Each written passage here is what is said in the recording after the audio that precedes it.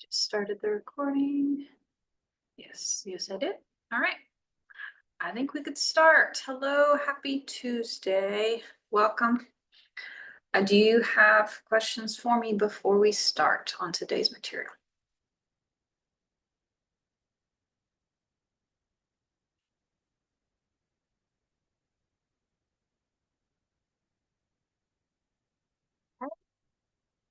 Um, I wanted to give you a heads up. We talked about this last time, but just so that you have a visual for it, we're doing lesson 16 today, for which there is a project instead of a quiz. If you click on this project, you will know, first of all, that it says that just like a quiz, because this counts same number of points as a quiz, you can turn it in after the due date. That is fine. I recommend that you try to get it done earlier than that, but if you turn it in after the due date, that's fine. But because of the nature of the material, you can only submit once rather than multiple times. So if you have particular questions about how to complete the project, you are totally welcome to go to the tutoring center and ask them questions. You're welcome to set up an appointment with me if you have questions to talk through it. If you want me to just give you an idea as to whether you're on the right track, that kind of thing. Let's go through the format because that's a good question. There are two ways in which you can complete the project. So one way is that there's a PDF format here. Let me click on it. There we go. You can print this off and you can complete it by hand.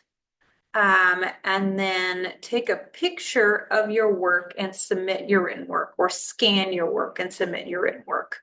So you're going to create a graph. So you'll need to plot some ordered pairs, and then the rest of the material is stuff that we're going to talk through today, though it will lean on material from last class. So that's one option for turning in your work, is you can print it and print or save the PDF on, like if you have an iPad or something, complete it on the iPad. That's completely fine. Another option, if you don't have a printer, for instance, there is a PowerPoint option here. And it is set up to be able to be filled out on a computer. So like here, you can click to add text, so you can type things. Oops, let's not do that. So you can type things, that kind of thing. You will need to be able to wait, you probably can't see what I'm seeing. Let me try again. Let's see, here we go. I just clicked on the PDF and this is what you should see. There we go. You will be able to, for example, type things in, say good afternoon, or things to answer the questions. The PowerPoint is set up like that. You can also, for example, you will need to fill in ordered pairs on this graph. So to do that, there is this draw feature in PowerPoint. See if I can find it. Design, transition, slideshow.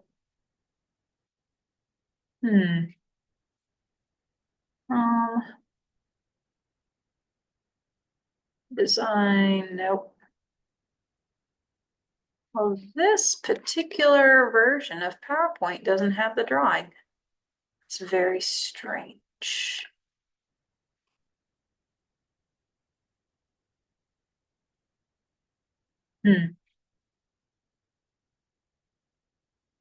Well, it is manageable without it then. Most versions of PowerPoint have the ability to draw things. So let me see if I can figure that out really quickly. Draw. Nope. At least the student version of PowerPoint should have it. Oh, here, we can do it this way. That's an option. There are ways to work around this.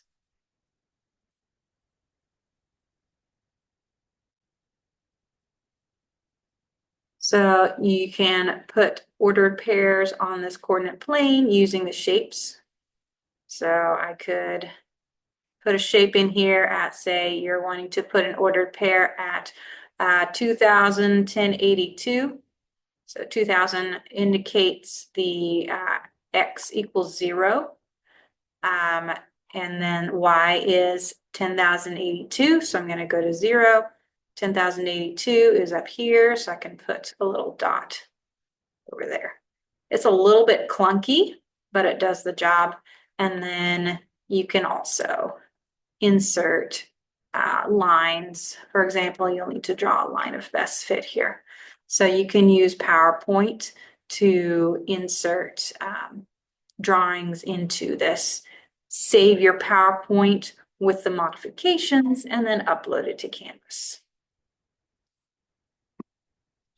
Okay, so that's 2 options for you. You can either print it off using the PDF option. PDF looks just like that PowerPoint that I just showed you. So you can print it off using that PDF option, work it by hand, take pictures and submit it, or the PowerPoint option is editable. So you can download the PowerPoint. You do have access to PowerPoint as an MCC student, to the online version of PowerPoint, so you can submit it that way. So 2 options. Any questions on those?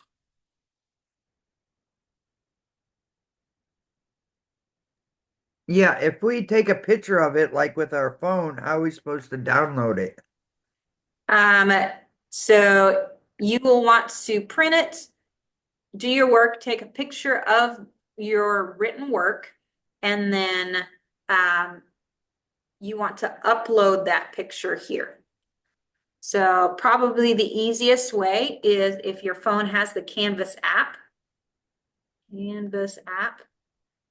then you can click on this assignment and select that upload button from the Canvas app. Another way is to take a picture with your phone, email the picture to yourself, and then download it from your computer and upload it here to Canvas.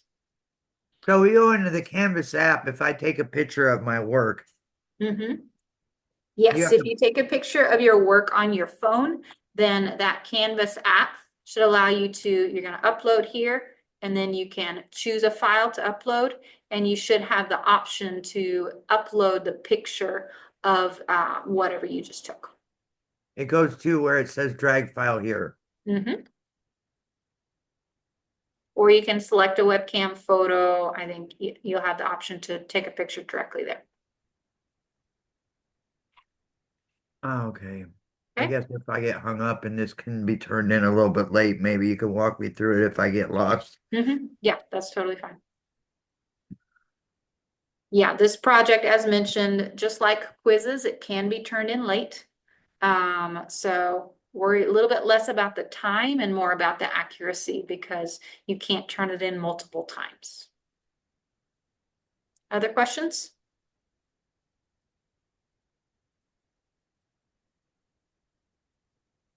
Okay, sounds good. I One have a more. question.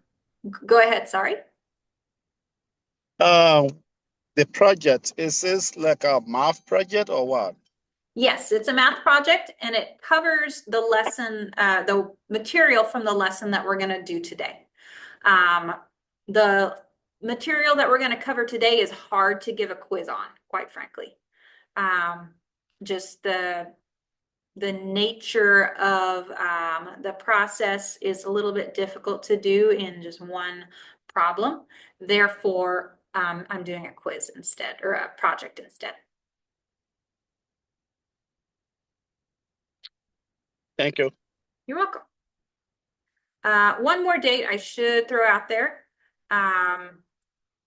If you are concerned about your grade in this class, then note that the last day to withdraw is this coming Monday. It's April 21st. You might want to talk to your advisor, see if they have suggestions about how that will impact your grade, how that will impact other things besides your particular grade from this course, I should say. Look at the syllabus, see how your overall grade is calculated, look at any quizzes that perhaps you haven't turned in, see if that will bump your grade to the passing if you are not in that area where you're going to be where you're currently passing. See if you have any missed assignments. Feel free to set up an appointment with me if you want to talk through it. But the last day to withdraw is this coming Monday.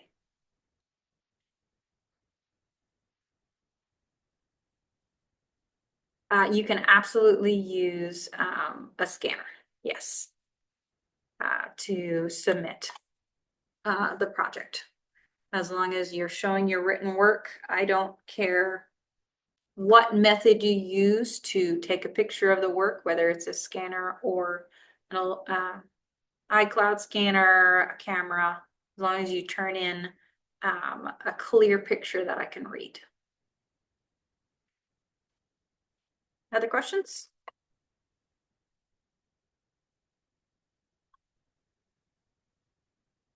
Okay, great. Well, let's jump into today's material then.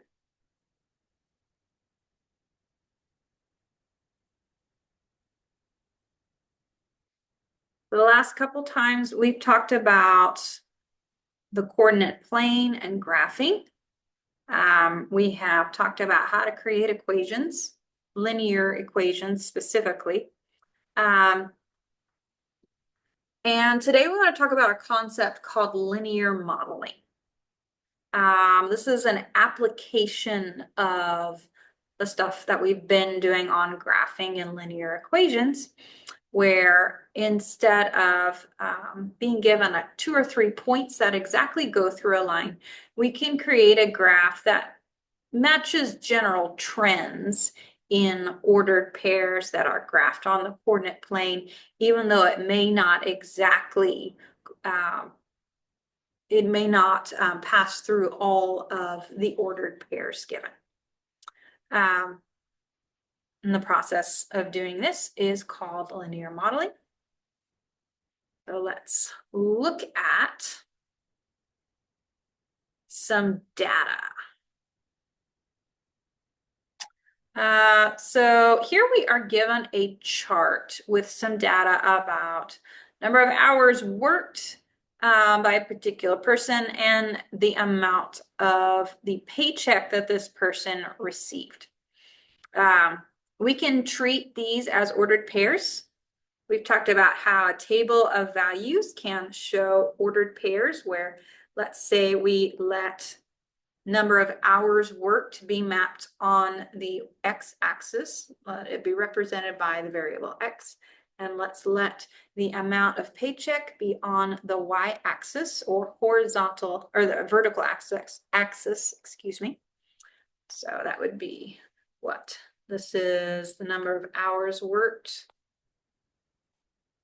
represented by that horizontal axis, and the amount of paycheck represented on the vertical axis. We can plot these on the coordinate plane, and we can kind of see a pattern formed by these points. It looks as if as the number of hours worked increases, so does the paycheck. So as we move to the right, we also move up. We talked about how that can be understood as like a direct variation between two, or direct proportion. We're talking about it in a different context now, where this is what we would call a positive correlation. And it makes sense. One would hope that as you increase the number of hours worked, it increases your paycheck. Yeah, if you're on an hourly scale, especially. And we see this increasing pattern in the scatter plot. We can see that we could kind of connect the dots here with a line that goes up from left to right. So it does make sense. And a scatter plot is the general name for a graph of points plotted that shows a relationship between two sets of data, such as the two here of hours worked and amount of paycheck. Okay, questions on that so far?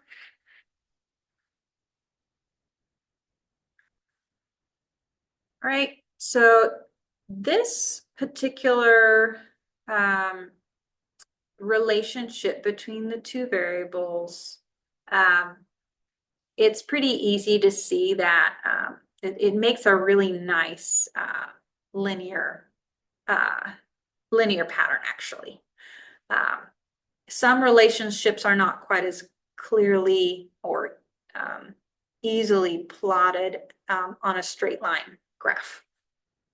And that's most of what we want to talk about today, is what happens if these don't all lie on a straight line as it appears they do here. Jonathan, is that a question, or is that a, yep, I understand?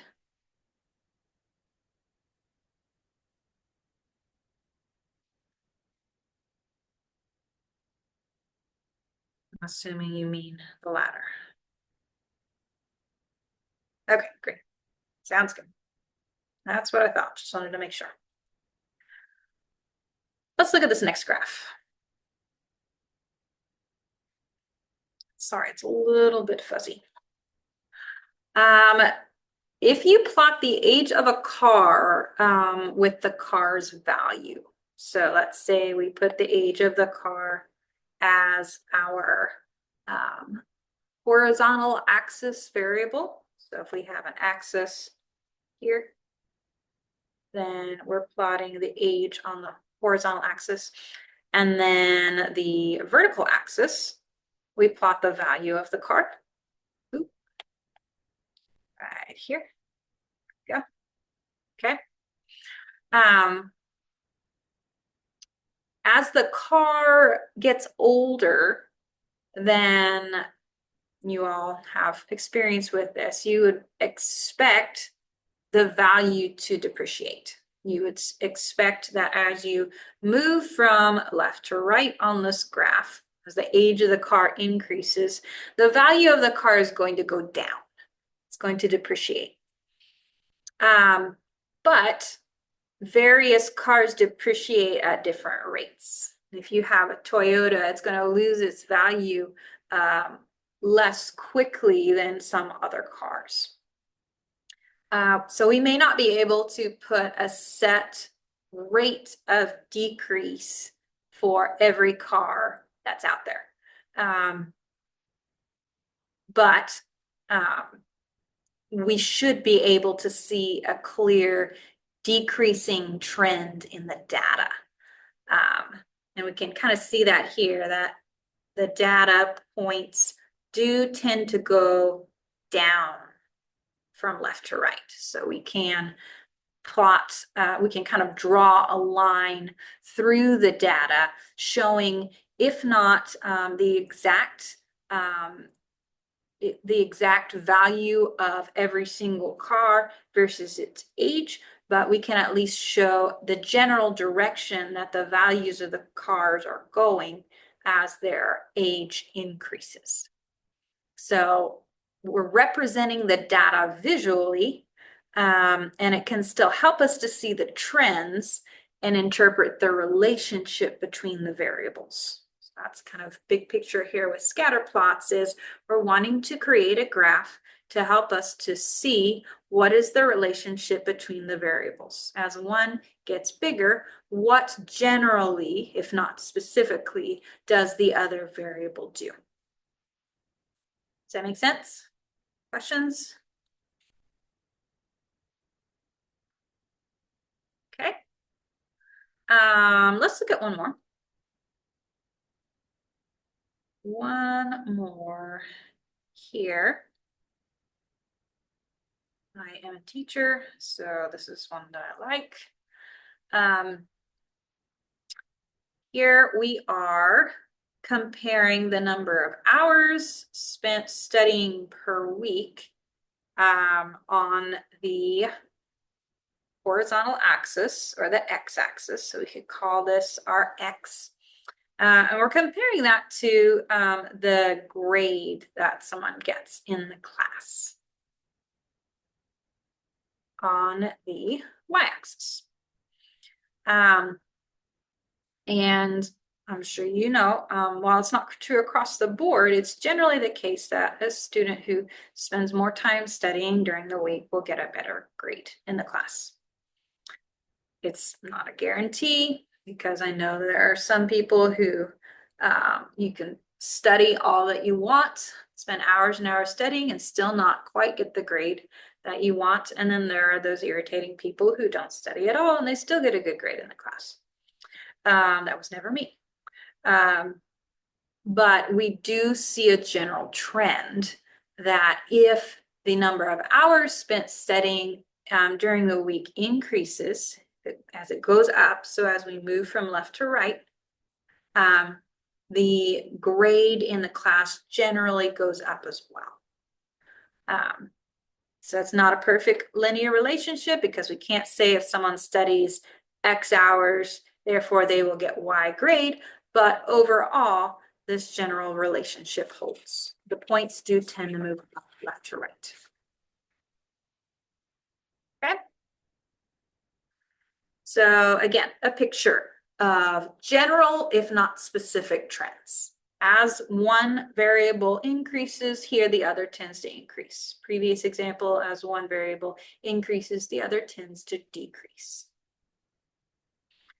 So we'll be looking in this lesson at scatter plots where we may have an imperfect relationship between the variables.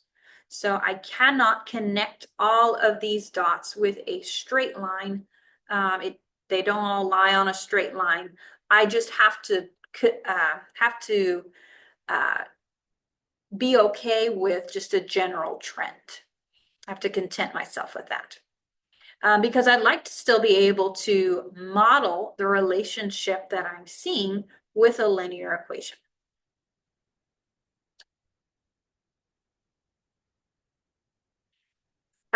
Great question. There will not always be a general trend, but for the purposes of our class, I will give you problems where there is a general trend.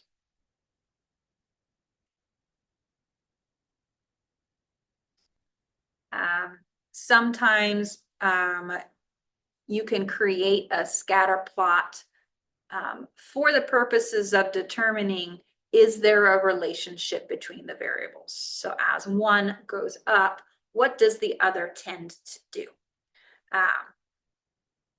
There is not always a relationship between the variables, but we will see examples where there is. And let me get back to you on the test. My plan is to have something like this on the test, yes, but I have not looked that far in advance. But yes, my plan is to have something like this on the test. Something having to do with this. One of the things, as mentioned in our classes, we're going to be looking for when we see a scatter plot is, while not a perfect linear relationship, if there is we're going to look for either a positive or a negative association or positive or negative correlation between the variables. If the data points tend to rise as you move from left to right, then we would call this a positive association. So here we could even kind of track that with a line. You could say, okay, if I draw a line kind of through the middle of that data, does that line go up left to right, or does that line go down? Here that line goes up. So we would call this a positive association between the variables. Another option is you could have a negative association between the variables. And that would be if the data points seem to decrease or fall as you move from left to right. Or if you draw a line kind of through the middle of that data, that line would be going down left to right. That would be when you would have a negative association between the variables. As one variable increases, the other decreases. So these positive and negative associations are similar to the slopes of linear equations that we talked about last time. So you might recall, let me not use that thick one. Recall that this line that I drew through the middle of the data, it would have a slope that is positive. Have an m value that is greater than 0 because the line is going up left to right. Similarly, the one with a negative association, I have a line going down left to right. That would be a case where the slope of that line that I drew kind of through the middle of the data would be negative. So the names are very similar to what we would see in the slopes of the lines that you could draw through the middle of the data. Positive association, you can think going up left to right. Negative association, going down left to right. Okay. And we're going to talk about this idea of drawing a line later today. And we'll use that to model the plot. Okay, so let's do that. Let's do that now, for example. Not for example. Now, in fact, there we go. That's the word I'm looking for. When two variables have a linear association, so that would be one of these above, where I can kind of show the general trend in the data with a straight line. It may not be a perfect fit, but it does show the general direction of the data. If that is the case, then I can create what is called a line of best fit to estimate future data points. So I have, one would assume, all the data from the time period, for example, or the grade spread with the data that I'm given. But what if I want to look at future trends or look at data points that are not given on this chart? I can draw what's called a line of best fit to estimate where those data points would lie. To do this, I am first of all going to create a scatter plot. Sometimes your scatter plot will be given you. Sometimes you'll just be given data and you will need to put it on the coordinate plane. So we're going to study our data that we're given, create a scatter plot, which means put those ordered pairs on the coordinate plane. Just put a bunch of dots on there where they should be located. Once we have our dots on our coordinate plane, we can do something that I did above, draw a straight line that you think best represents the data through kind of the middle of that data. And let's do this above. So as I walk through this, I'm going to kind of pull up one of those examples from above. Maybe I'll use this one. So here our data has been plotted for us. So I don't have to actually put ordered pairs on the coordinate plane. From this, I can draw a straight line through kind of the middle of that data that I think best represents the trend of the data. And I think that it best represents the data because approximately the same number of points are above the line as are below the line. It kind of goes through the middle of the data points. So that's not a bad representation of the general trend of that data. Now that I have that, oops, let's go back down here. Once we have a line on our coordinate plane, we know how to create an equation for that line.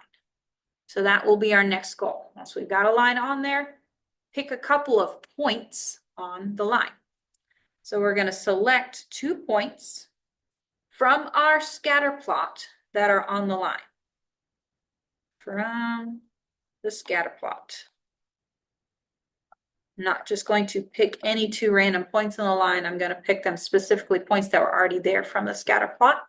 And I'm going to use those points to find the slope of the line. And we can remember our slope equation. M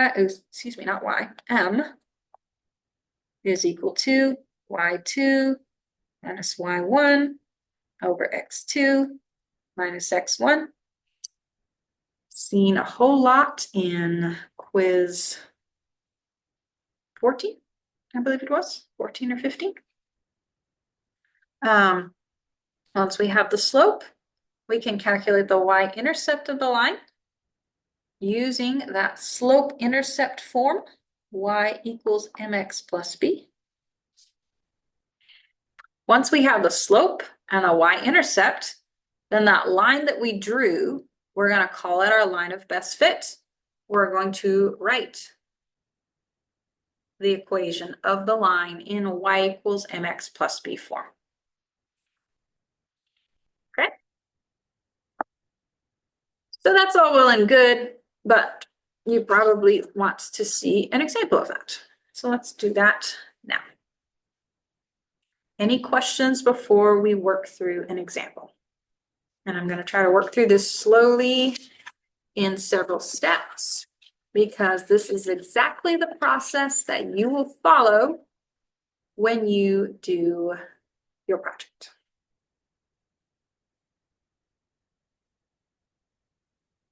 All right, great.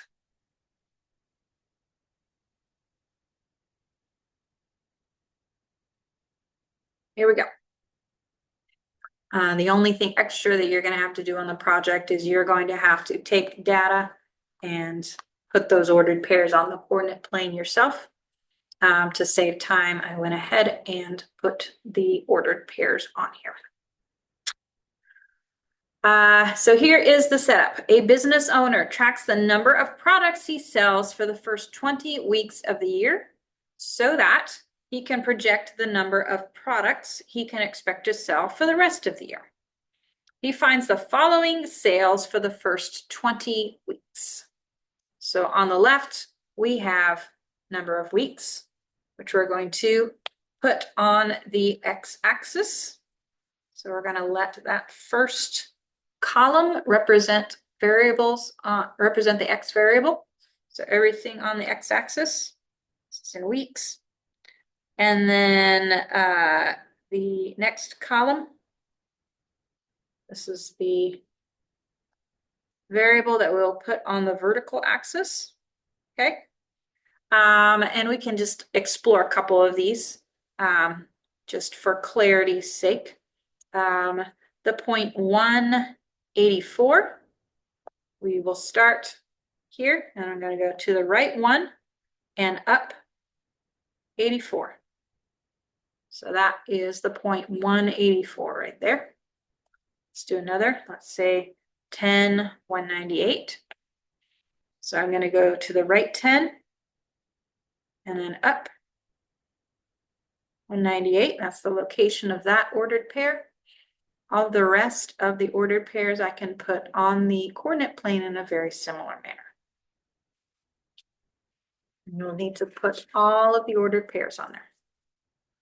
Okay. All right.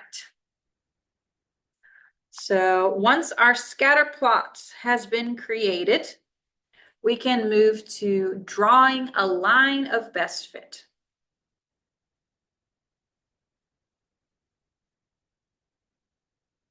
So we're going to study the data and we can draw a straight line that we think best represents the data.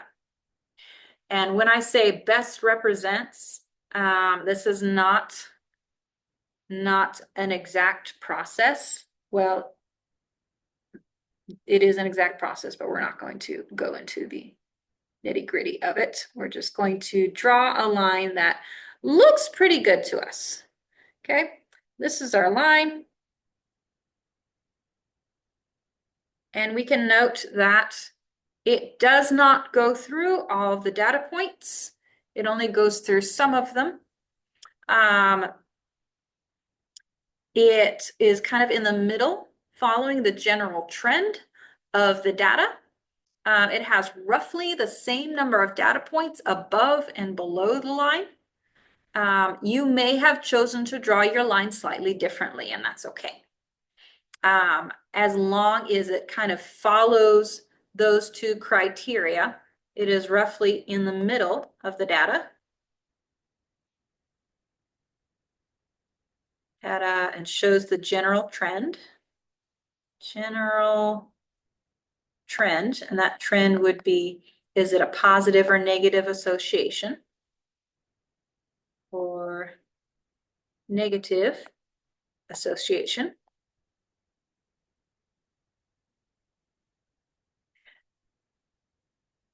So that's one criteria, and also you want the same approximate number of data points above and below. Same ref number of data points. Data points above and below. That line. What do you mean roughly the same number of data points? I mean, I'm not counting the number of data points above and below. I'm just eyeballing it, saying, okay, there's approximately the same number above and below the line. It's generally through the middle.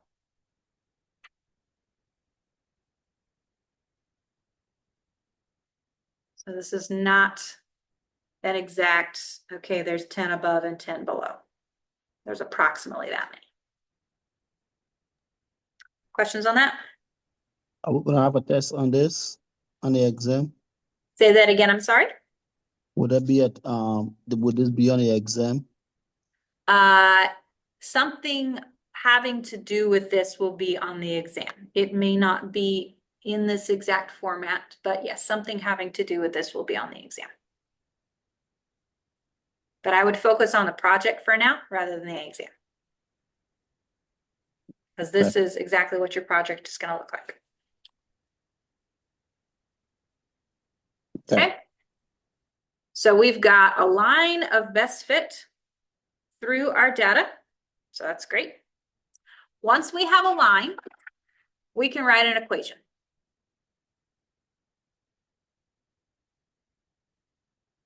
There we go. Okay. Anytime you want to write an equation and all I'm given is a graph, then probably finding a couple of ordered pairs that are on the line that we're given is a good idea. And for our purposes, I don't want to just pick any 2 points. I want to pick 2 of the data points that we are given here. So 2 of the data points that we're given that are on our line. So the 0.5187 is here on the left. Is on our table. The 0.16201 is on that line that we drew, and it's on our table. I can use those as XY pairs to write the equation of a line. I could have picked others. I didn't have to pick those 2. I could have, for example, picked this ordered pair. That is the ordered pair 9191. Nothing wrong with that. That one both lies on our chart and it lies on our line, okay? I could have also picked this one. That is the point, what is that? 186, okay?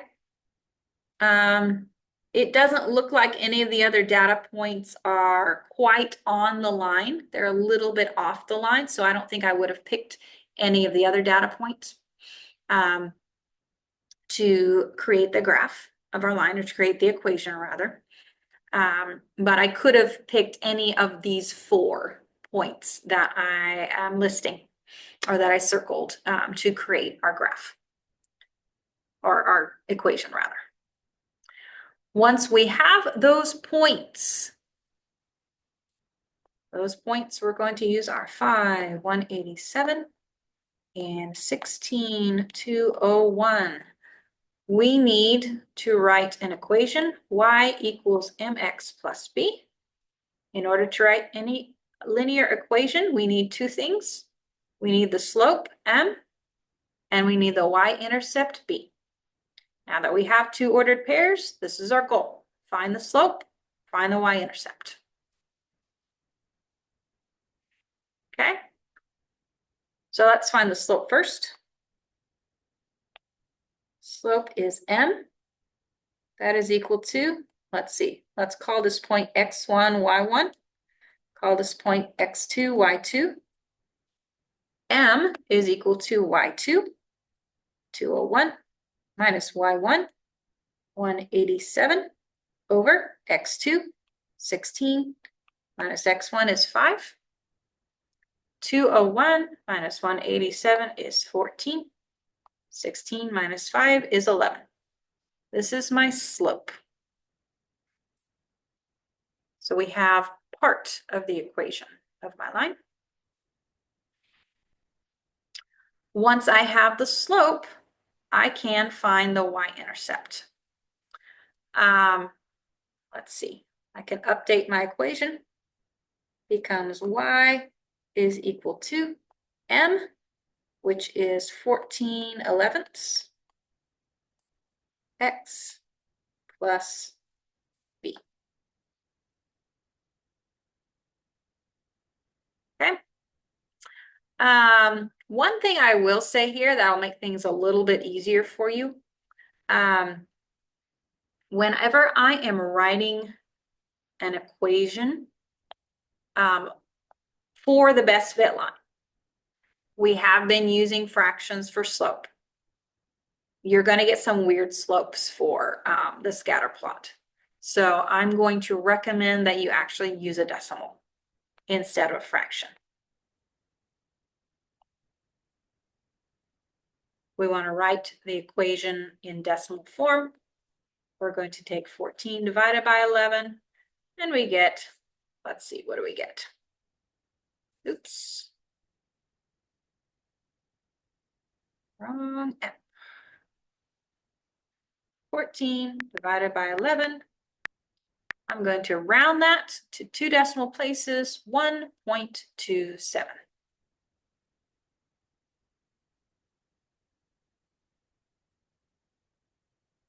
.27. There we go.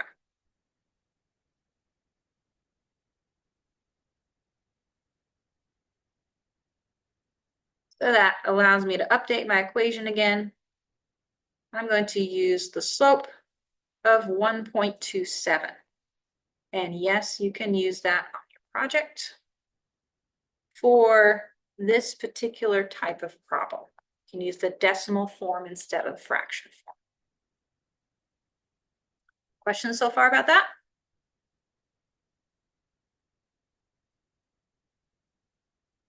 Okay. We need to find the y-intercept now. We have the slope, we need to find the y-intercept. I'll come back to this page. Let's calculate the y-intercept. We have the slope, y is equal to 1.27x plus b. We can note that I have the point 5, 187 on my line. This is an x, y pair. So I can substitute 187 for y. 1.27 times 5 for x plus b. Okay. And that allows me to solve for b. I can multiply first. 187 is equal to 1.27 times 5. Take care of our multiplication. 1.27 times 5 is 6.35 plus b. Now we can solve for b by subtracting the 6.35 from both sides of the equation. 187 minus 6.35 is 180.65. Little b. That's my y-intercept right here, which means my equation or model that I just drew above is y is equal to 1.27x. Maybe I'll go ahead and leave it in blue because that is our slope. 1.27x plus 180.65.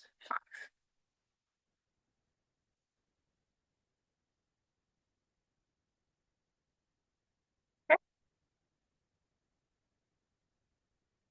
Questions on that so far?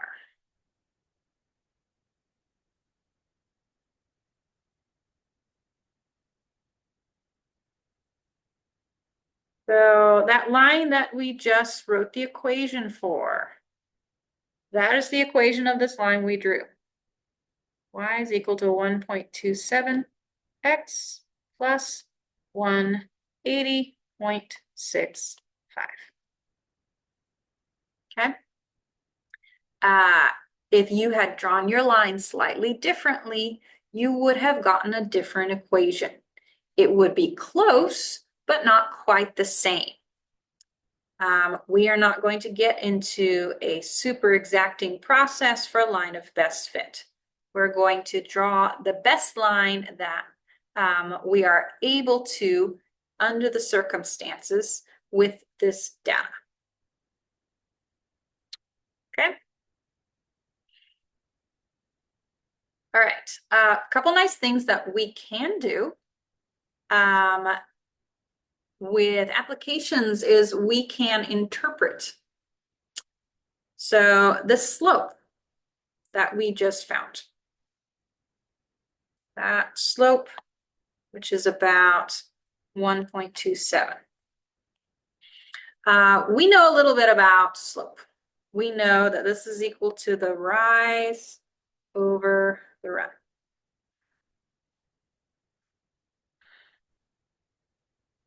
Well, the rise is the change in the y value, or the change in the number of sales. So 14 over 11. The rise is the change in the number of sales. Okay. The run is the change in the X value. So that's the change in the number of weeks.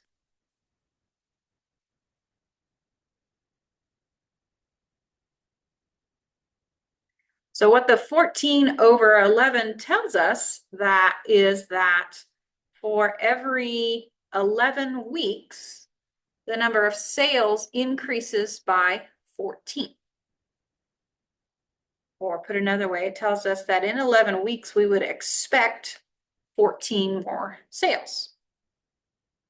The reason why we write this in decimal form is partly because it's easier, and partly because when it comes to interpretation, we don't usually measure things in 11 weeks. We usually want to figure out week by week what's the increase. If you divide the top by bottom and get 1.27, then you can interpret that as 1.27 sales per week increase. So every week, the sales should be going up by 1.27.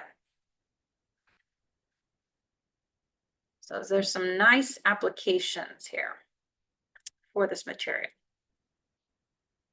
We okay with that?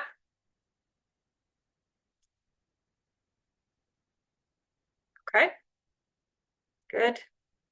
Another nice application is we can use that equation that we just found, 1.27x plus 180.65, to perhaps forecast or look at data points that are maybe not shown here.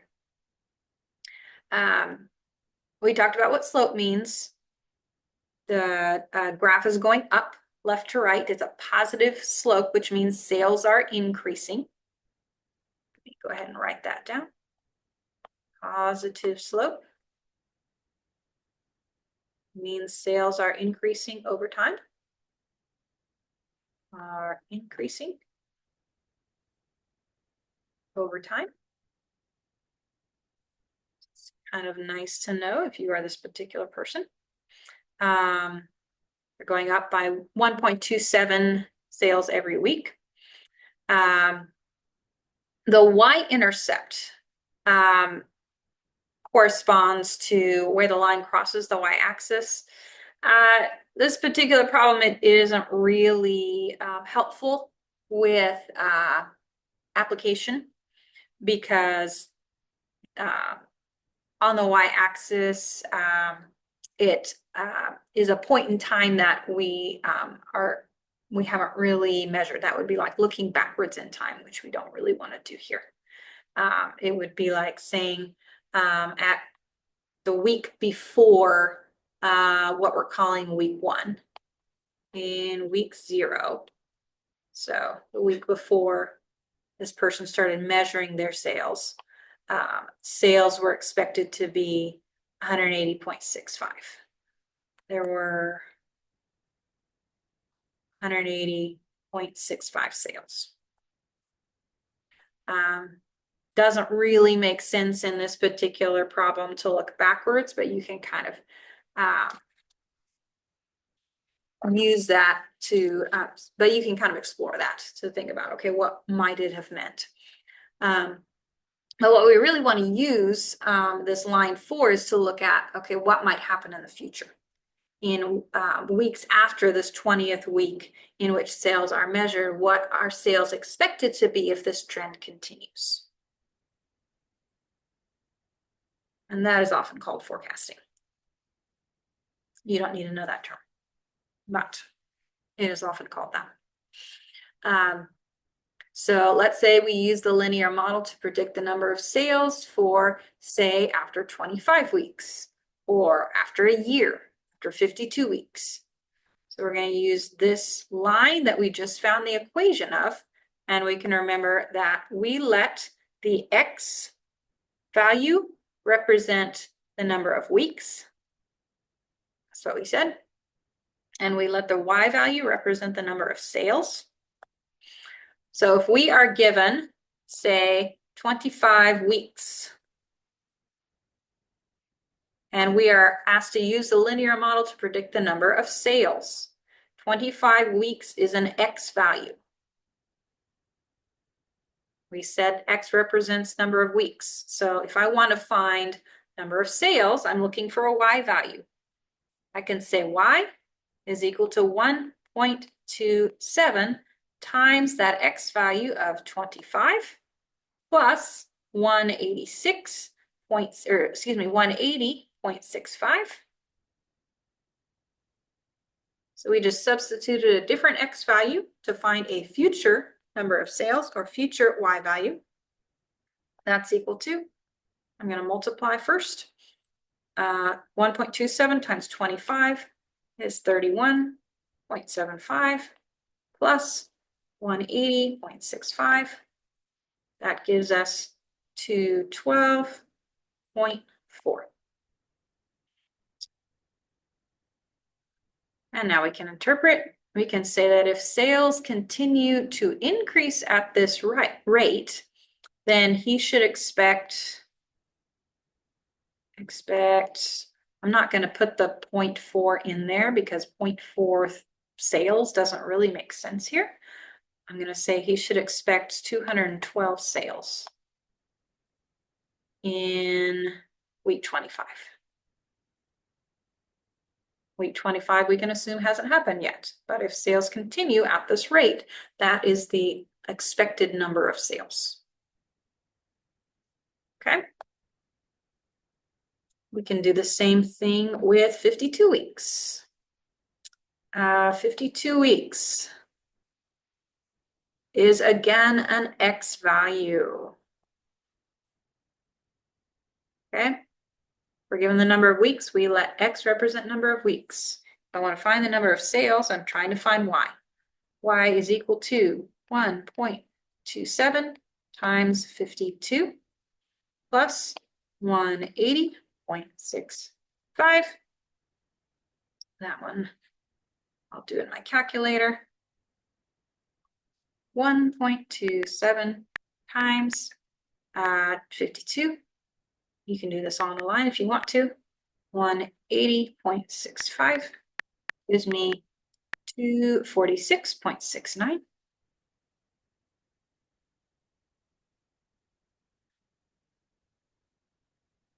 Equals 246.69.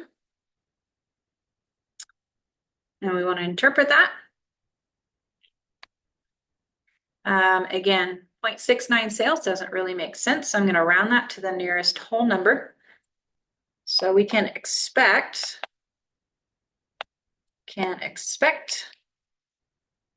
approximately 247 sales in week 52 or after 1 year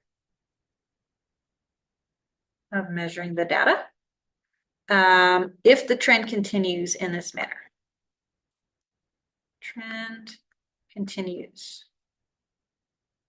to increase in the same manner.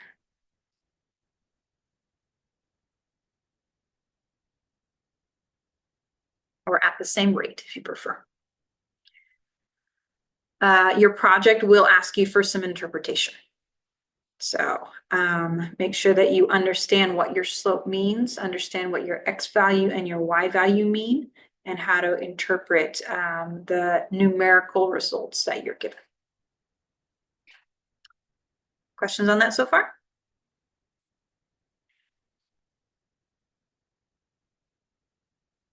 Yes, Carson. Yeah, so when you're doing it and you wrote down the 246.69, would you not add the 180 to that at the end of it? Or the Good 180.65 at the question. end? No, I kind of did this all at once. So I did 1.27 times 5.2 and I added 180.65 and that is 246.6. Oh, okay, I okay. just did it So all. that's where I got confused. Okay, thank you. Other questions?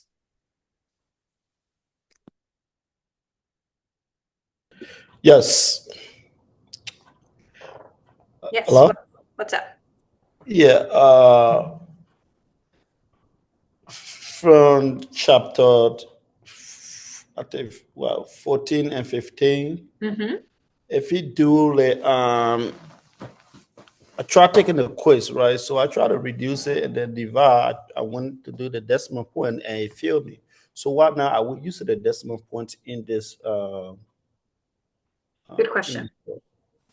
So for quizzes 14 and 15, usually we prefer to list our slope as a fraction because it's more exact. Here, when let me find that. Where are we? Is it here? Yes, here. The way that the quiz would prefer that we write the slope is, or the quiz for 14 and 15 would have been 14/11ths because that's exact. When I wrote it as a decimal, I actually rounded here. This is one of the few times when writing slope where the rounded version is actually preferable because it helps us to interpret. Interpreting 14/11ths, while more exact, doesn't really help us to say how many sales are there approximately per week. Because this is an application, we want to be able to say, okay, what is the trend doing? How many sales per week, not just over 11 weeks, can we expect? So when you are writing the line of best fit for the scatter plot, it is okay to write it as a decimal and round it to a couple of decimal places. For quizzes 14 and 15, though, we would prefer to be more mathematically accurate. And so you want to write your answer as a reduced fraction. Good question. Thank you. Okay, we've got a couple more problems. Do you all have any questions, other questions before we get to those?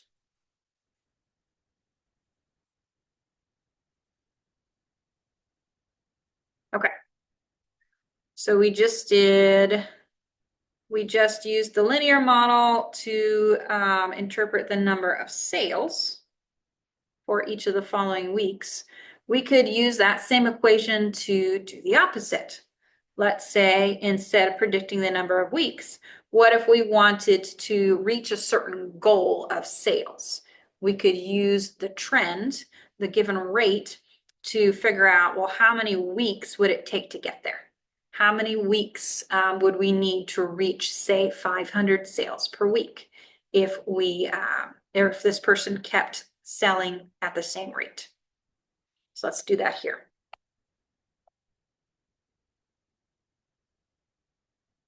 A little smaller. There we go.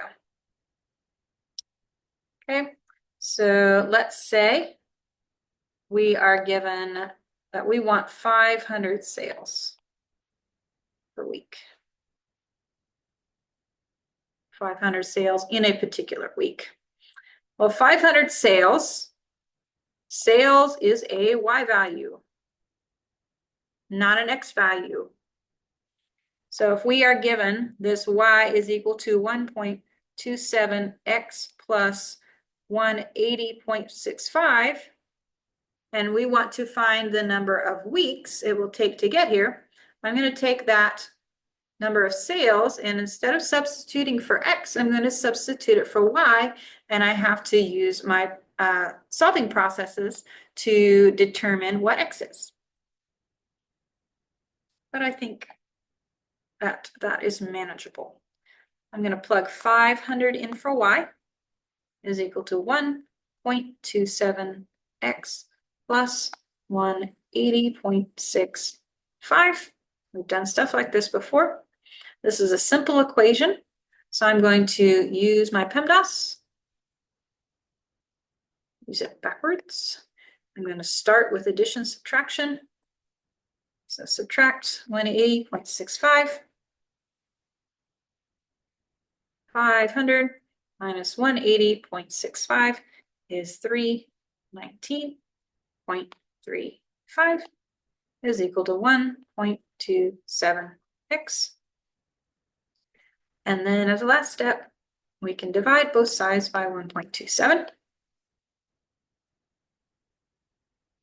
So we've got x is equal to 319.35 divided by 1.27 is about 251.46.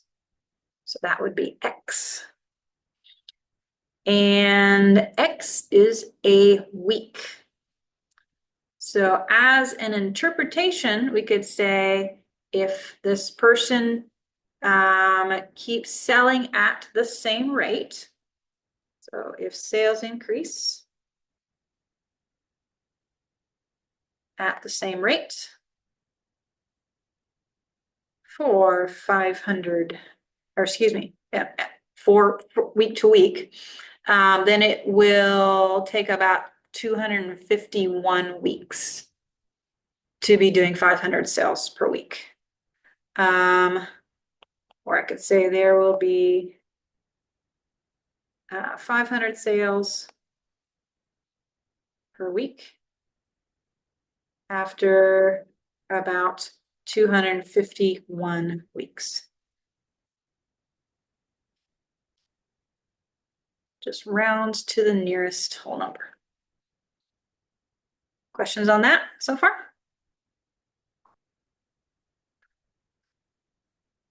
Okay, one more. What about for 750 weeks? So there's for 500 sales per week, or excuse me, 750 sales per week. So 750 sales per week. Sales again is a Y value. So I'm going to use that same equation and I'm going to substitute 750 for Y. Should be equal to 1.27x plus 180.65. And I now need to solve for x, the number of weeks that it will take to get to 750 sales. This is a simple equation. I can start with undoing the addition. Okay. 80.65. 750 minus 180.65 is 569.35 is equal to 1.27x. And then we can divide by 1.27. 569.35 divided by 1.27 is about 448.31. That's equal to x. So as an interpretation, x is a week. So it will take approximately 448 weeks for sales to be at 750 sales per week. It will take approximately 448 weeks for sales to be 750 per week.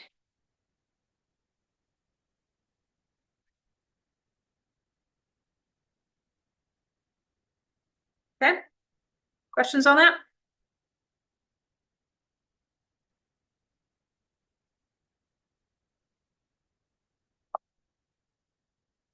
All right, wonderful. Well, that is I had a all I have question. for you. Oh, go ahead, sorry.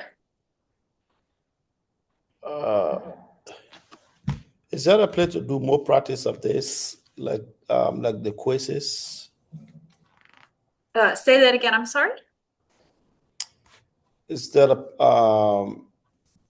you know how the quizzes give her a limited time, give her more time to practice Mm-hmm. and understanding?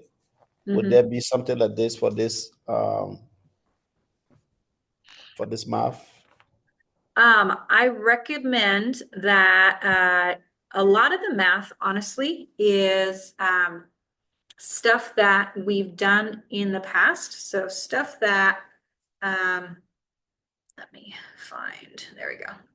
A lot of the things that you'll need to know math-wise are how to write the equation of a line. So you want to know how to write a linear equation. Linear equation given two ordered pairs. So x1, y1, x2, y2. And that was stuff from quiz 15. Okay, so that math will help you. You want to know how to find slope. That was quiz 14. M equals y2 minus y1. Good, my PDF will save. It's taking its time. Minus y1 over x2 minus x1. And then this last stuff that we did was solving equations. Solving equations and then formulas.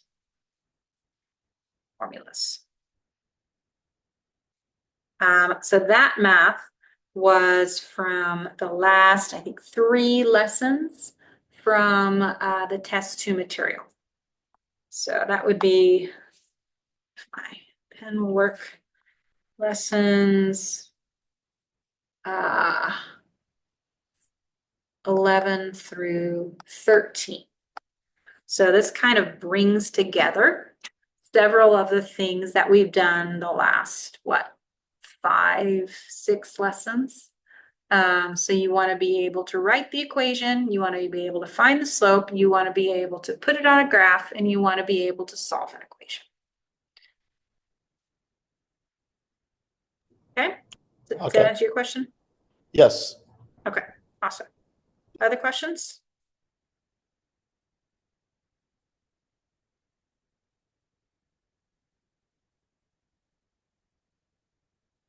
Okay.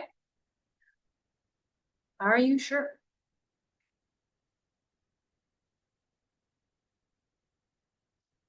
All right. I will post this recording whenever I am able, maybe later tonight, maybe tomorrow morning.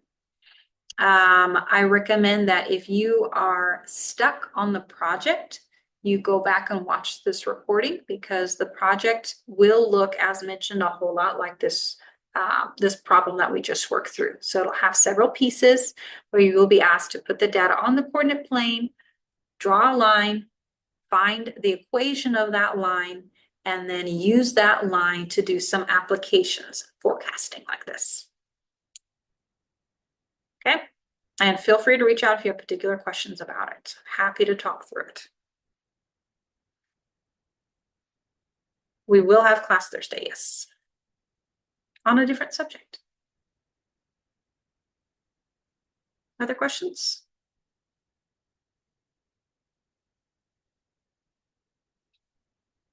Okay. Great. That is all I have then. I will see you on Thursday. Let me know if you have any questions. All right, great. Have a lovely rest of your Tuesday. Um, Yes. I'm always like the last one. You're good. So if I work on this project between now and Thursday and I have a hard time uploading my answers, because I might just print off the PDX because the other version, I don't know, it didn't The work PDF. whenever, yeah. Um, I might need some help getting this Okay. uploaded, but I'll probably review this whole thing on video before I give it a stab. Understand that. Yeah. Sounds good to me. Yeah, just Yeah, let me know. do I wait until Thursday class if I get through it all, or because I Uh, don't know. to upload or to, Yeah, I mean, because I don't want to wait to the weekend and then it goes into Tuesday's lesson next week or something like that. If I can help it. I don't know. Some lessons yeah.